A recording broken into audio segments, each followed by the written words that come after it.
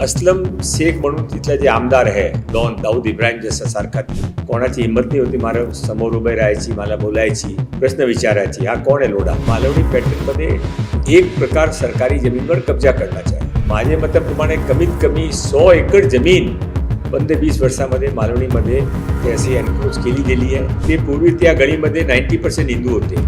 ते हळूहळू ते सर्व हिंदू तिथून काढले. ते फक्त 7-8 दलित समाजाचे महिला ते परिवार ते तिथे राहिले. हा काही नॅचरल पॉप्युलेशन ग्रोथ नाही आहे, हा प्लांट पॉप्युलेशन ग्रोथ आहे. तर ते पॉप्युलेशन ग्रोथचा परिणाम काय ते कोणाचे बघायचे असेल तर आसामच्या बघायच्या, बंगालमध्ये आज काय चाललं बघायच्या. आपण वेळेवर जागृत झाले नाही तर हाताबारून स्थिती निघून जाते. मला समोर दिसत आहे की समोर देशामध्ये मुंबईमध्ये काय चालणार आहे, काय परिणाम होणार आहे. मी कसा गप्प बसू? जे होईल ते होईल, बघू.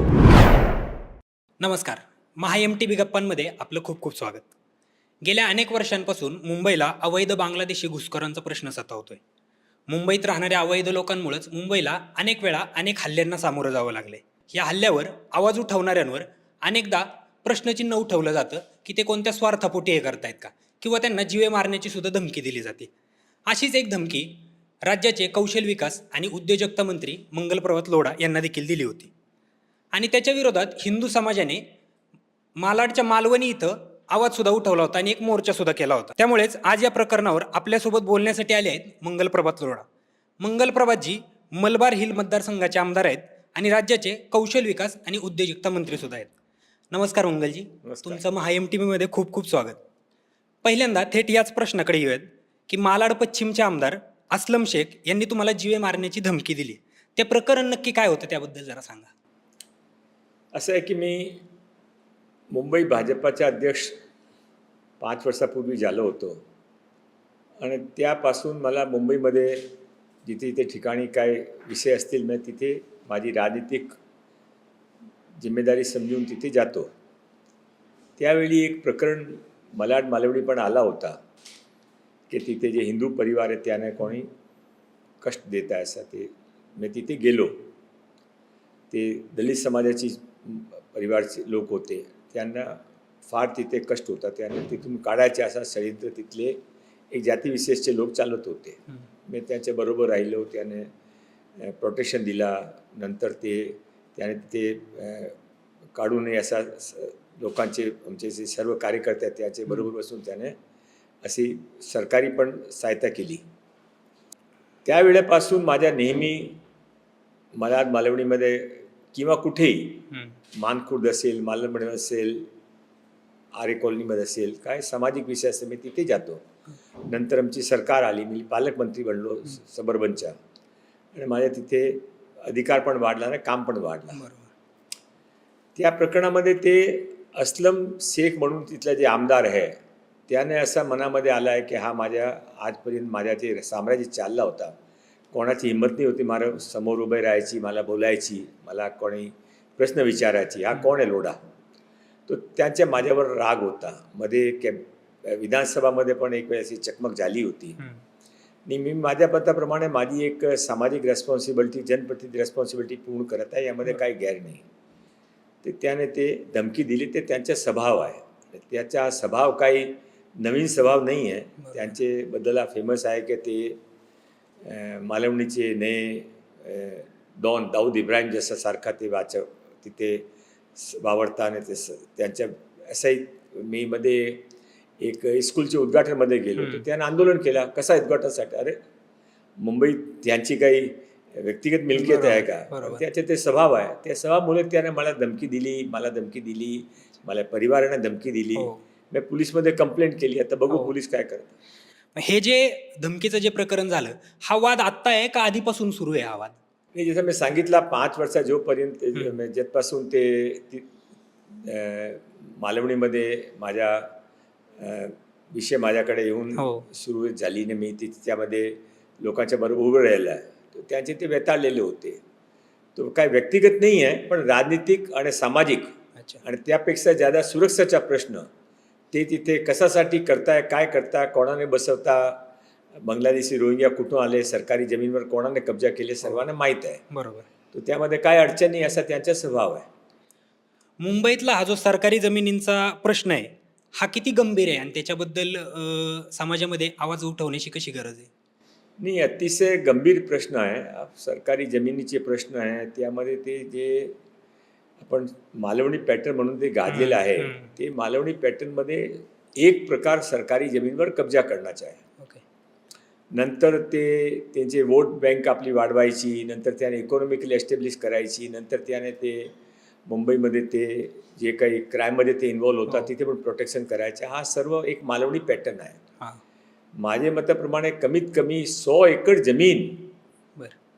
मागचे 15-20 वर्षामध्ये मालवणीमध्ये ते अशी एन्क्रोच केली गेली आहे. त्यामध्ये 70-80% एक जातीविशेषचे लोकांना बसवण्यात आले आहे. मुंबईतल्या कोणत्या भागात हे सर्वाधिक प्रकार आढळतात? म्हणजे विशेष करून आता तुम्ही काही नावं घेतली त्याच्यात, मानखुर्दचं नाव घेतलं किंवा मालाडचं असेल, तर कोणत्या कोणत्या भागात असे? आणि असं आहे की हा त्यांच्या काय जिथे ते पूर्वी 10-12% एक जातीविशेषचे लोक होते, हां. ते 25-30% वर कसा लायचा, 40-50 वर कसा लायचा, हा त्यांच्या एक प्लान्ड वर्किंग सिस्टम आहे. तो त्यामध्ये असा आपण समजू शकता की इथे पण मोहम्मद अली रोडवर गेलो तर ते एक जातीविशेषचे लोक ट्रॅफिकचे रूल तोडले, कोणी पोलीसवाल्यांनी त्याने सांगितलं ते धक्का देऊन पुढे जातात, कोणी काही करू शकत नाही. असं सर्व ठिकाणी नागपाडामध्ये आहे, तिथे कुर्लामध्ये आहे, मानखुर्दमध्ये आहे, आता वर्सोवामध्ये पण ते झाला, मालवणीमध्ये आहे. हे ते मुंबईमध्ये कमीत कमी असं 10-12 ठिकाणी हा प्रकरण सुरू झालं आहे. असे जमिनींवर कब्जा मिळवायची काही पद्धत ठरलेली असते का, की सुरुवातीला कसं यायचं, काय करायचं? जमीनची कब्जा करण्याचा हा त्यामधला एक भाग आहे, ते मूळ भाग नाही आहे. मूळ भाग असा आहे की ते आपण त्यासाठी हे समजायचा विषय काय आहे, तो आसाममध्ये काय झाला होता ते स्टडी आपल्याला केली पाहिजे. आसाममध्ये जे आसाम आंदोलन झाला होता ते कशासाठी झाला होता? तिथे बांगलादेशी रोहिंग्या घुसपेट ते सीमावर्ती क्षेत्र आहे म्हणून ते मोठी संख्यामध्ये घुसले. बरोबर. आणि त्यांचे ते लोक आहेत त्याने नंतर कळला का रे ते आसाम आमच्या हातामधून गेला, आम्ही सुरक्षित नाही आमच्या देशामध्ये. ते त्यांची सामाजिक परिवर्तन बदलला, त्यांचे लॉ अँड ऑर्डर सिच्युएशन बदलली, त्यांचे पॉलिटिकल इक्वेशन बदलली. म्हणून ते AGP त्यावेळेचे युवक आणि सामाजिक संस्थांनी आंदोलन सुरू केला. हजारो लोक त्यामध्ये मयत गेले, हत्या झाली आणि 10-12 वर्ष आंदोलन चालला. आणि नंतर ते AGPची सरकार आली, घुसपेटियाने बाहेर काढले. हा ते आता हळूहळू मुंबईमध्ये तेच स्थिती सुरुवात ते आणून केली आहे. ते काय काय ठिकाणी 25% 30% आले बसले, ते कुठून आले? हा काही नॅचरल पॉप्युलेशन ग्रोथ नाही आहे, हा प्लान पॉप्युलेशन ग्रोथ आहे. तो ते पॉप्युलेशन ग्रोथचा परिणाम काय ते कोणाचे बघायचे असेल तर आसामच्या बघायच्या, बंगालमध्ये आज काय चाललं बघायच्या. आपण वेळेवर जागृत झाले नाही तर हाताबारून स्थिती निघून जाते आपल्याकडून. तुम्ही आता सांगितलं की प्लॅन हे ठरलेलं आहे, तर तोच माझा त्याला धरूनच पुढचा प्रश्न आहे की घुसखोरीला ह्या स्थानिक नेत्यांचं पाठबळ असतं का तिथल्या? तेच करतात कसं करू शकतात नाही कुठेही. त्या स्थानिक पॉलिटिकल सपोर्ट शिवाय त्या हिंमती ते एक गिव्ह अँड टेक आहे. ते त्याने प्रोटेक्शन देतात, ते त्याने वोट देतात, ते त्याने जगे देतात, नंतर SRS मध्ये ते आपला बिझनेस करतात. हे सर्व एक मोठी प्लॅनिंग आहे. हा प्लॅनिंगमध्ये जोपर्यंत हा जन आंदोलनमध्ये परिवर्तित होत नाही तोपर्यंत मी काय कोणी काय करू शकत नाही, सरकार पण काय करू शकत नाही. लोकांना कळला पाहिजे की ते आता आपण जागृत नाही झाले तो 10 वर्षानंतर मुंबईची स्थिती काय होणार आहे. बरोबर. काही दिवसांपूर्वी सकल हिंदू समाजाने मालाडच्या मालवणीमध्ये सुद्धा आंदोलन केलं होतं की अवैध घुसपेटींना बाहेर काढावं. तिथं आम्ही सुद्धा जाऊन तो कव्हर केला होता मोर्चा. त्याच्यामध्ये काही महिला आल्या होत्या, ज्या अनुसूचित जातीतल्या महिला होत्या, आणि त्या सांगत होत्या की किती आम्हाला इथं समस्यांचा सामना करावा लागतोय. ते जे अनुसूचित जातीची महिला तिथे होते ते माझी मालवणीची एंट्रीची सुरुवात होती. मी सांगितलं ते काय तुम्ही ते जाऊन एक वेळा बघितला पाहिजे. ते पूर्वी त्या गळीमध्ये 90% हिंदू होते. ते हळूहळू ते सर्व हिंदूंनी तिथून काढले. ते फक्त 7-8 दलित समाजाचे महिला ते परिवार ते तिथे राहिले. आता ते तिथे मध्ये एक मस्जिद उभी केली. मस्जिदमध्ये नमाजच्या वेळी ते बाथरूममध्ये कॉमन बाथरूमचा सिस्टम आहे तिथे. तो बाथरूममध्ये ते अर्धा तास त्यानं बाथरूम बंद करायचं, पुढे बाहेर येऊ शकत नाही. असा त्रास देण्याचं कारण असं तुम्ही पण इथून जावा. इथे ते एक छेडा त्याचे जवळ एक छेडा कॉम्प्लेक्स आहे, तिथे पण पूर्वी 100% हिंदू होते, तर फक्त 2% राहिले. सर्वांनी काढून टाकला. हा एक पद्धत आहे त्यांची. जास्त भाव देऊन एक खोली परचेस करता आणि नंतर हळूहळू इतका लोकांना त्रास देतात की सर्व आपलं घर सोडून जातात. म्हणजे कुटुंबाला कशा पद्धतीने त्रास दिला जातो घरातल्या काही महिलांवर ते किंवा सर्व मुलींवर? तिथे सर्व प्रकारचे त्रास सुरू आहे. धमकावता, मारामारी करता, अजून काय मी सांगू शकत नाही ते. पण ते महिलांचे तिथे राहायला दुष्कर होऊन जातं. नंतर ते सर्व आपला परिवार तिथून सेफ्टीसाठी, परिवारच्या सेफ्टीसाठी ते निघून जातात. अवैध घुसखोरीच्या या प्रश्नावर अनेक आरोप प्रत्यारोप होत आलेत. अनेक सामाजिक कार्यकर्ते ह्याला राजकीय लाभ असल्याचा आरोप करतात. त्याच्यावर काय सांगाल? नाही, राजकीय यामध्ये काही नाही, राजकीयचे काही विषय नाही. हां. माझ्या काय मलाडचा संबंध आहे. मलाड माझी कॉन्स्टिट्युन्सी मलावरील. मी तिथे 1,00,000 वोटाचे जिंकून येतो. मला काय मलाडमध्ये इंटरेस्ट आहे. मी राष्ट्रीय स्वयंसेवक संघाचा स्वयंसेवक आहे. माझ्या लहानपणापासून माझ्या देशभक्तीच्या माझ्या मनामध्ये संस्कार आहे. म्हणून मी एक जनप्रतिनिधी आहे, मंत्री आहे, पालकमंत्री होतो. तर मला समोर दिसत आहे की समोर देशामध्ये, मुंबईमध्ये काय चाललं आहे, काय परिणाम होणार आहे. मी कसा गप्प बसू? जे होईल ते होईल, बघू. सरकारी जमिनीवर अवैध घुसखोरांना अभय देऊन त्यांचा वापर मतपेटीसाठी केला जातोय का? म्हणजे लँड जिहादच्या माध्यमातून वापर करून नंतर त्याचं ओट जिहादमध्ये रूपांतर केलं जात आहे. बरोबर आहे. अतिशय 100% सत्य आहे ते. त्याच्यासाठी ते सर्व त्यांचा एक उपयोग वोटिंगसाठी पण आहे. हां. आणि त्यासाठी ते जिहाद पण आहे, सर्व ठिकाणी आहे. ते मध्ये ते मी पूर्वी तिथे 10 एकर जमीन रिकामी करून घेतली होती. हो. मेगा पाटकर राहून तिथे भूकरतालवर बसली, 10 दिवस बसून राहिली. नंतर माझ्या विरोधामध्ये ते ह्युमन राईट कमिशनमध्ये गेली, तिथून आली, आता हायकोर्टमध्ये माझ्या विरोधामध्ये गेली. कोण आहे, कसा ते इथे आहे? हा एक मोठा नेक्सस आहे पूर्ण देशामध्ये. हां. ते नर्मदा बचाव आंदोलनमध्ये ते नर्मदाचं काम रोखलं होतं काही वर्षासाठी. हो. ते मेगा पाटकर, काय संबंध त्यांच्या इथला? हा सर्व एक ते अर्बन नक्सल जे सांगता ना, हां. ते त्यांचे सर्व हितकारी आहे ते. अच्छा. अनेकदा पाहायला मिळतं की अतिक्रमण मुक्त झालेल्या जमिनीवर काही दिवसानंतर परत अतिक्रमण होतं. तर हे अतिक्रमण टाळण्यासाठी प्रशासन कोणती ठोस उपाययोजना करू शकतं? माझे प्रामाणिकपणे सांगावं लागेल, त्याच्या आजच्या प्रशासन ते फार चांगला प्रशासन आहे. त्यांचे सहकार शिवाय, त्यांच्या इनिशिएटिव्ह शिवाय काय शक्य नव्हतं. त्याने केला. कमीत कमी 20-22 एकर जमीन फक्त मालवणीमध्ये त्याने रिकामी करून घेतली.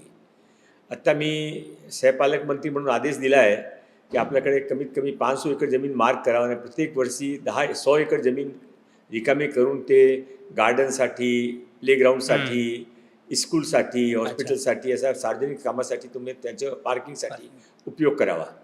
ते आता ते सुरू करत आहे.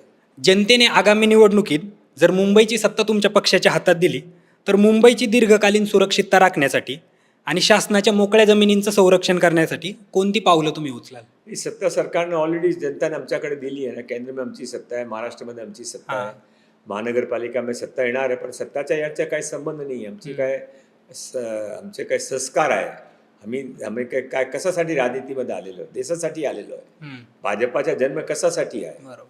तो ते जे संस्कार आहे, जी आमची रेस्पॉन्सिबिलिटी आहे, जे आमचा स्वभाव आहे, आमच्या ते रक्तामध्ये आहे, तो त्यासाठी सत्ता असो की नसो आम्ही लढणार आहे.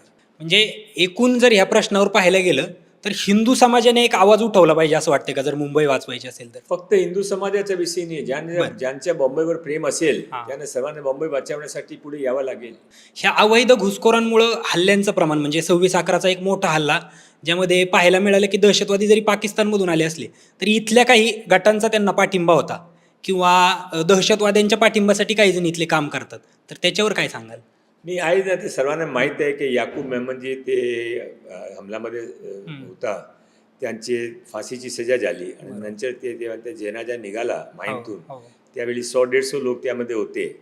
आणि ते कोणाने दुबईमध्ये फोन केला, भाई कोणी जनाजामध्ये पण नाही आले. तो भाईने 4-5 ठिकाणी फोन केला आणि स्लीपर सेल सर्व ॲक्टिव्ह झाले. आपले चंडी रोडवर तिथे 15,000 लोकांचे मॉब एकत्र झाला. हा कुठून आले, कशासाठी आले? ते आतंकवादी होता, ते दहशतवादी होता, कोण ते? हा एक चालला काय आहे?